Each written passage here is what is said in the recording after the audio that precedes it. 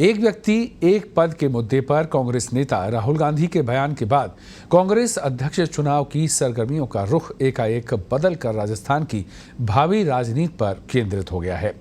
सवाल खड़ा हो गया है कि क्या राजस्थान के मुख्यमंत्री अशोक गहलोत को चुनाव लड़ने की स्थिति में इस्तीफा देना पड़ेगा, और वो इस्तीफा देंगे तो उनकी विरासत किसको सौंपी जाएगी। एक report. What we have decided, जो हमने उदयपुर में डिसाइड किया, वो कांग्रेस पार्टी का एक कमिटमेंट है, तो I expect that commitment will be maintained.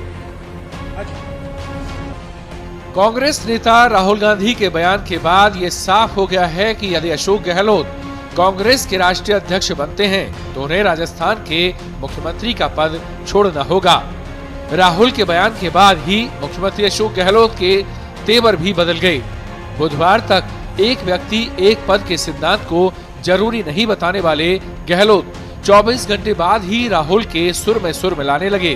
Kerala में राहुल गांधी की प्रेस कॉन्फ्रेंस के ठीक बाद गहलोत ने कहा कि कोई भी कांग्रेस अध्यक्ष पद के लिए चुनाव लड़ सकता है, लेकिन पूरे मुल्क में काम कर पोस्ट को जस्टिफाई भी करना होता है।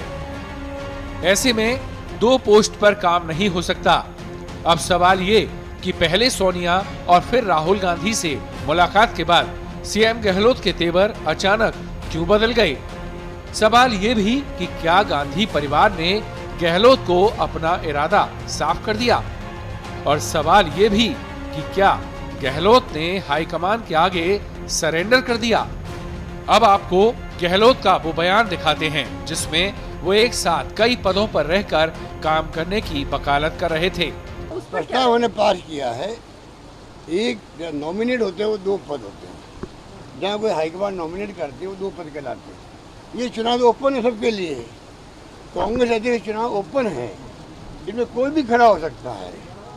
ये तो जो 9000 लोग हैं, 9000 में से कोई भी व्यक्ति खड़ा हो सकता है, चाहे वो MP है, MLA, मंत्री है, मुख्यमंत्री है। कल कोई कहते कि राज्य का मंत्री मैं खड़ा होना चाहता हूँ, तो वो हो सकता है, वो मंत्री भी रह सकता है और कांग्रेस अध्यक्ष भी बन सकता है। दिल्ली पहुंचकर मुख्यमंत्री अशोक गहलोत ने बयान ऐसे ही नहीं दिया था।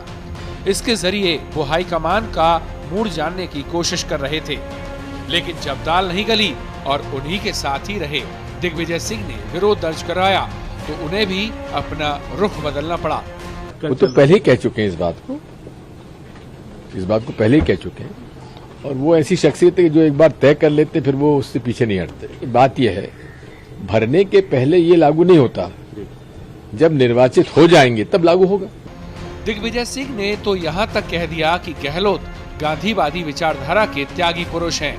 ऐसे में ये भी साफ हो गया कि G23 के नेता शशि थरूर, मनीष तिवारी सहित अन्य उम्मीदवारों को गांधी परिवार के सबसे करीबी मुख्यमंत्री अशोक गहलोत की टक्कर मिलने वाली है।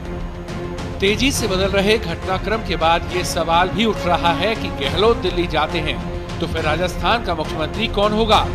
सियासी जानकार इसके पीछे भी कई संभावनाएं जता रहे हैं। कहा जा रहा है कि मुख्यमंत्री अशोक गहलोत अपने सबसे करीबी को ही सीएम की कुर्सी पर बिठाने के लिए आलाकमान पर दबाव बनाएंगे। इसके लिए वे समर्थक विधायकों को हथियार बना सकते हैं। ऐसे में पार्टी आलाकमान के सामने गहलोत की पसंद पर मुहर लगाना सबसे बड़ी चुनौती होगी।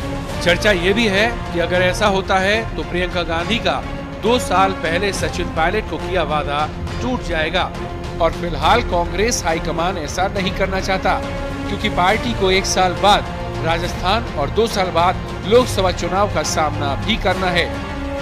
ऐसे में सचिन पायलट का नंबर लग सकता है। पायलट भी वेट एंड वॉच की स्थिति में हैं और भारत जोड़ो यात्रा के दौरान राहुल गांधी से नजदीक दिखाने की कोशिश कर रहे हैं।